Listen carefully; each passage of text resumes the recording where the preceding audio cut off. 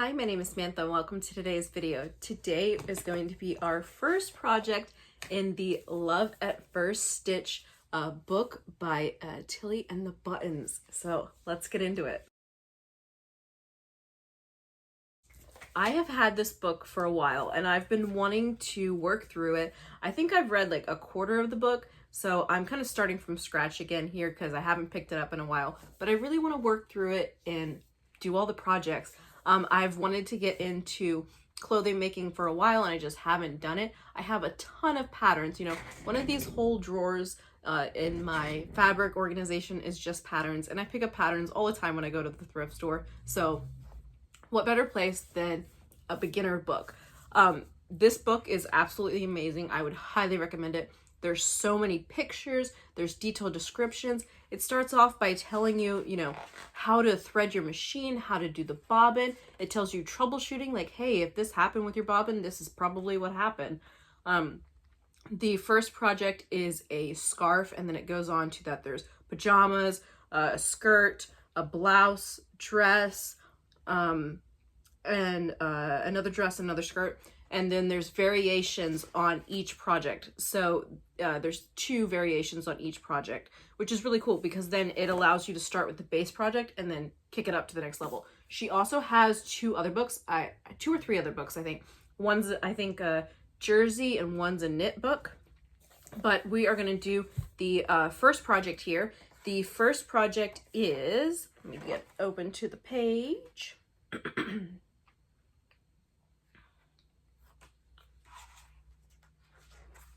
The first project is the Brigitte scarf. So we're going to be making the Brigitte scarf. I'm not going to share any of the measurements because this is not my pattern. It's not my book. But if you'd like to purchase the book, I'll have the link down below. Supplies, it says to have a light color, medium weight cotton fabric. So I'm going to be using this fabric here with these little sailboats. I think that'll be super cute. So I'm going to cut out the fabric and we're going to get going. This is a pretty fast project. There's a lot of forefront, like I said, about how to set up your sewing machine, how to set up the bobbin. I'm aware of how to do all of that. So there's a couple spots in here where like I'm already ahead of the book, but there might be something within this that I didn't know. So that's why I want to work from front to back. This project has 8 steps, so it's going to come along very quickly. So let me go ahead and get it cut up and we will get going. So the first step in the pattern is to make a pattern, piece of paper pattern. But seeing as how this is just a rectangle, I just went ahead and cut it. The second step is to cut out the fabric. So mission accomplished. The third step is to fold the fabric piece in half lengthwise. Position the side that you want showing on the outside of the scarf, the right side of the fabric on the inside of the fold. Press along the fold line. If you want diagonal ends on the scarf, cut them now. Pin the raw edges. You're going to leave an opening in the stitching so you can turn the scarf right side out later. Make 2 small markings near the middle of the raw edge, and you can mark with chalk, pencil, washable pen, or make a tiny snip. So we're going to want to fold these right side together along the whole edge, and then I am going to cut at diagonal. I'm honestly just going to mark it because I think that's a better way to do it. I don't want to have a biased edge when I'm trying to sew it. It'll be easier to just mark it. Step 3 complete. We've got our fabric folded, pinned, and marked, and I used a friction pen so it'll come out when we iron. We're on to step 4. Almost halfway done. It says sew the scarf. Use a 5/8 seam allowance. Okay, so we are going to sew and leave an opening. I'll check back in for step 5. Time to announce our jar opener winners. If you didn't already watch the jar opener giveaway video, I will have it linked down below.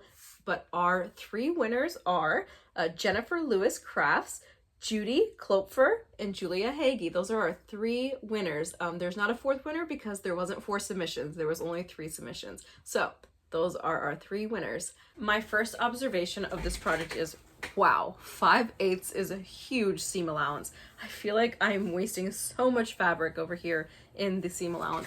As someone who normally does like a 1/4 inch or a 1/2 inch, it's huge because it's all the way over here.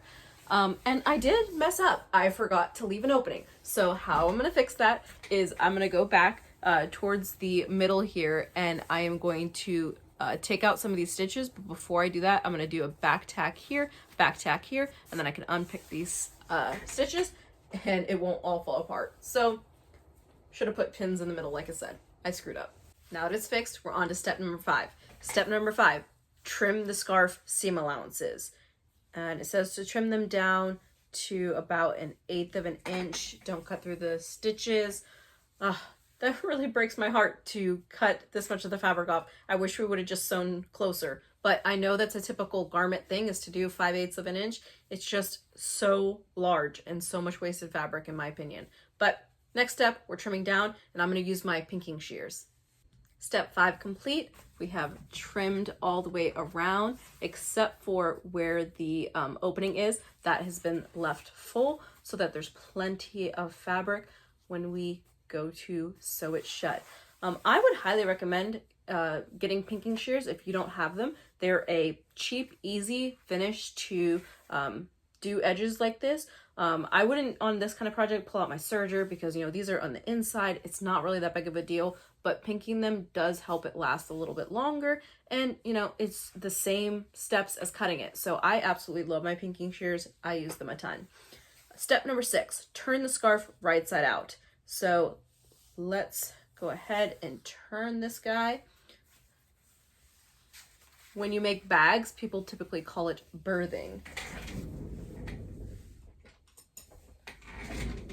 Tip is to use a pencil, scissors, chopstick, and then you could just push it through, but don't push too hard because you'll bust your seams. So let's turn this guy right side out. And this is saying to use a pin to poke out that very tippy-toppy corner. Let me finish pulling the majority of it out. This fabric is so cute. I absolutely love it. It is very nice that the weather is finally starting to turn nicer. Let me know where you live. Has the weather started turning nicer? Are you getting warmer days, or is it still cold? I know that places like Utah, they are finally starting to get warmer weather. I'm in Ohio, so we actually only got snow once, maybe twice. I was really expecting us to get a lot more snow, but I'm grateful. I'm not a big fan of the snow. I don't want a ton of snow. All right. I'm trying to be careful here to not rip the fabric.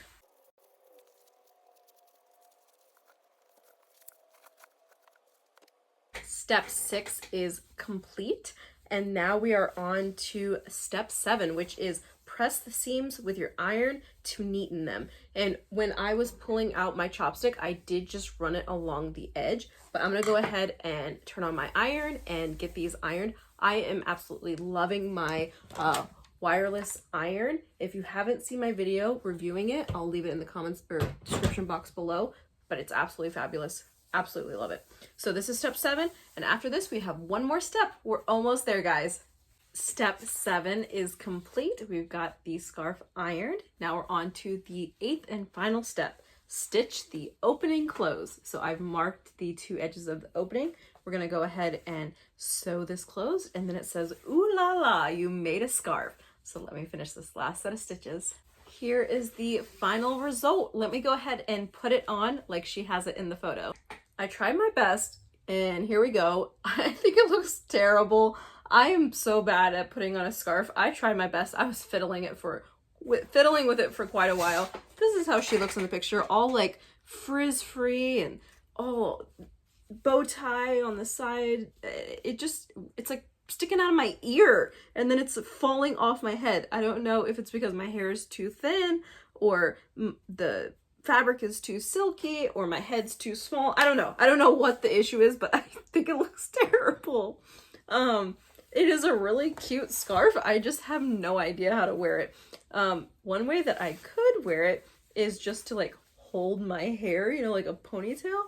You just like wrap around. So yeah, please in the comments down below, link me to some videos of tips on how to wear a scarf, because I don't know how to do it. I'm very bad at it.